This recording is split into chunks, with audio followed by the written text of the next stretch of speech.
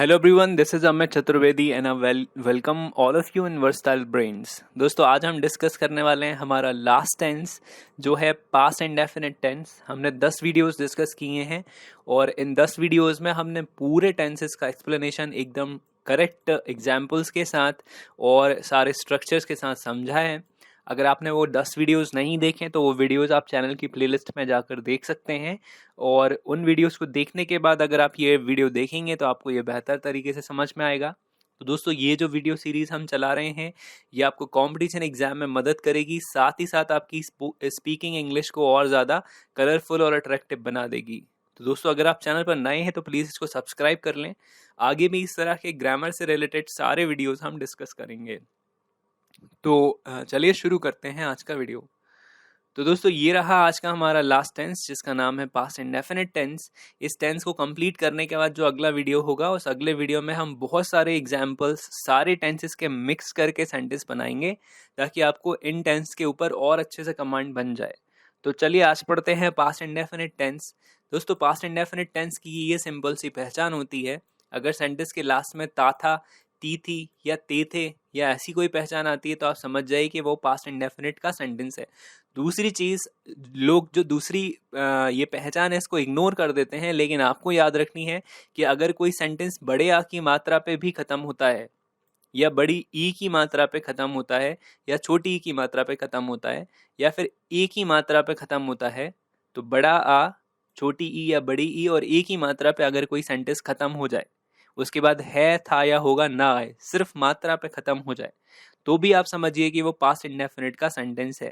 जैसे कि मैंने खाना नहीं खाया, देखिए बड़ा की मात्रा। उसने फिल्म नहीं देखी, देखिए बड़ी या छोटी की मात्रा। या मैंने पैसे खर्च नहीं किए, देखिए ए की मात्रा।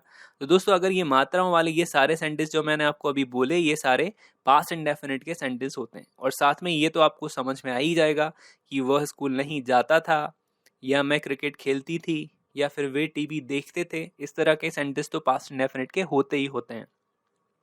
चलिए देख लेते हैं कि इसको बनाते कैसे हैं। तो ये उसके पांचों स्ट्रक्चर्स, एकदम सिंपल सा और शॉर्ट सा टेंस है, ज़्यादा इसमें कुछ समझने के लिए है नहीं। सिर्फ आप ये पांचों स्ट्रक्चर्स दिमाग में रख लेंगे तो ये आपको समझ में आ जाएगा। तो इसका जो पॉजिटिव सेंटेंस है उसमें आपको एक ही चीज़ इंपॉर्टेंट याद रखनी है कि सब्जेक्ट लिखने के बाद आपको मेन वर्ब की सेकेंड फॉर्म इसमें लगानी है। ठीक है ना, यहाँ फर्स्ट फॉर्म लगती ना यहाँ थर्ड फॉर्म लगती। पूरी इंग्लिश में इकलौती मात्र ऐसी जगह है ये पास्ट इंडेफिनिट का पॉजिटिव स्ट्रक्चर जहाँ पे हमें मेन वर्ब की सेकेंड फॉर्म लिखनी है।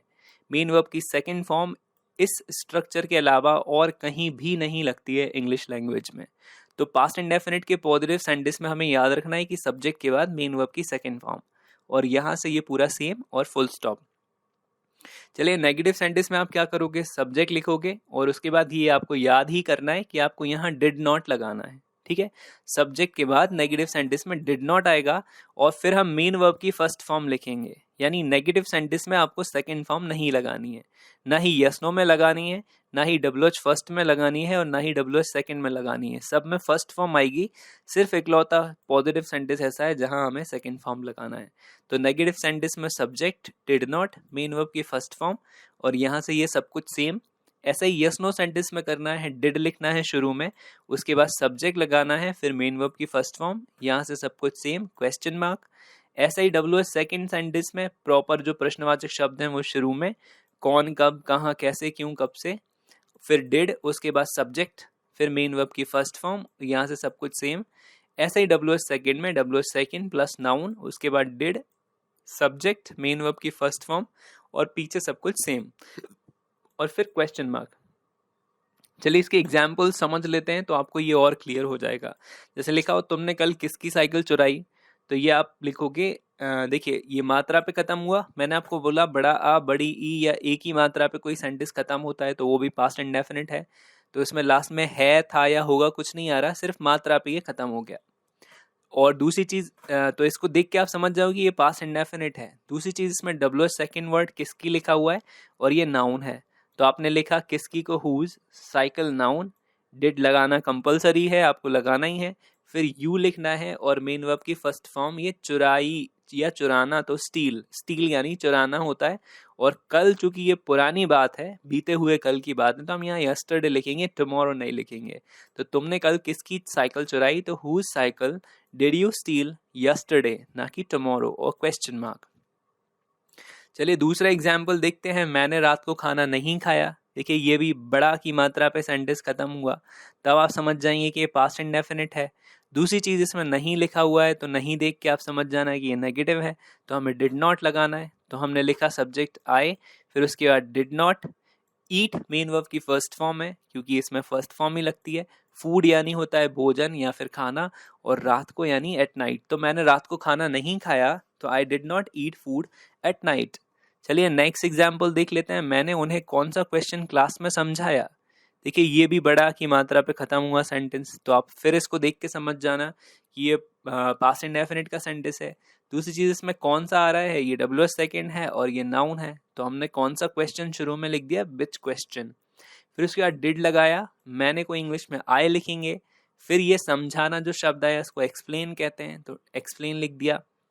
उन्हें यानी होता है देम, और क्लास में यानी इन क्लास। तो मैंने उन्हें कौन सा क्वेश्चन क्लास में समझाया, तो which question did I explain them in class. ठीक, चलिए नेक्स्ट एग्जाम्पल देखते हैं, क्या हम रोज छत पर म्यूजिक सुनते हैं। देखिए सुनते थे होना चाहिए था, सुनते हैं हो गया तो ये प्रेजेंट इंडेफिनिट पहुंच जाएगा, तो हम डूडस लगा के बनाएंगे, है ना।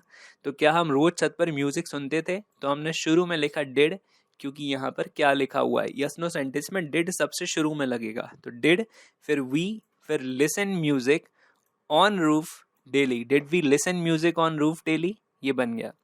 चलिए लास्ट एग्जाम्पल आज का देख लेते हैं, मैं इंटरनेट पर कौन सी इंफॉर्मेशन ढूंढता था। ये ताथा तीती आया तो पास्ट इंडेफिनिट है, कौन सी लिखा हुआ है तो WH सेकेंड वर्ड, और इंफॉर्मेशन नाउन।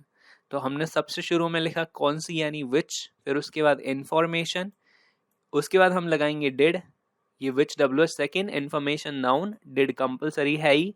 मैं यहाँ पर फिर सब्जेक्ट आएगा, और फिर हम लिखेंगे मेन वर्ब ढूंढना, तो ये हो गया सर्च, और इंटरनेट पर यानी ऑन इंटरनेट, और फिर लास्ट में क्वेश्चन मार्क। तो मैं इंटरनेट पर कौन सी इंफॉर्मेशन ढूंढता था, तो बनेगा which information did I search on internet. तो दोस्तों ये था पास्ट इंडेफिनिट टेंस, जो हमने पूरे स्ट्रक्चर्स के साथ, एग्जांपल्स के साथ डिस्कस किया है, और आई होप कि ये टेंस आपको एकदम क्लियर हो गया होगा। ये वीडियो आपको कैसा लगा, ये आप मुझे नीचे कमेंट सेक्शन में लिख के ज़रूर बताइएगा। तो दोस्तों ये था हमारा लास्ट टेंस। इसके बाद जो वीडियो आएगा उसमें हम पूरे टेंसेस के जो सेंटेंस के एग्जांपल्स हैं उनको डिटेल में डिस्कस करेंगे, उनको इंग्लिश में बनाना सीखेंगे, और एक मिक्स्ड एक्सरसाइज आपके लिए मैं लेके आऊँगा। फिर उसके बाद ये टेंस जो हमने ख़त्म कर लिए, उसके बाद हम अगला चैप्टर शुरू करेंगे, जो होंगे कंप्लीट यूजेस, जो स्पोकन इंग्लिश के लिए मेनली आपको हेल्प करेंगे। तो वो वीडियोस भी आप बैक टू बैक देखिएगा। तो अगर आपको कुछ कहना है, पूछना है, बताना है, तो आप मुझे नीचे कमेंट सेक्शन में लिख के बता सकते हैं। अगर चैनल पर नए हैं या अभी तक सब्सक्राइब नहीं किया है तो प्लीज़ सब्सक्राइब कर लें, साथ में बेल आइकन भी प्रेस कर लें, ताकि आपको आगे आने वाले वीडियोस टाइम टू टाइम मिलते रहें। तो अभी अपन मिलेंगे अगले वीडियो के साथ, तब तक आपके लिए गुड बाय।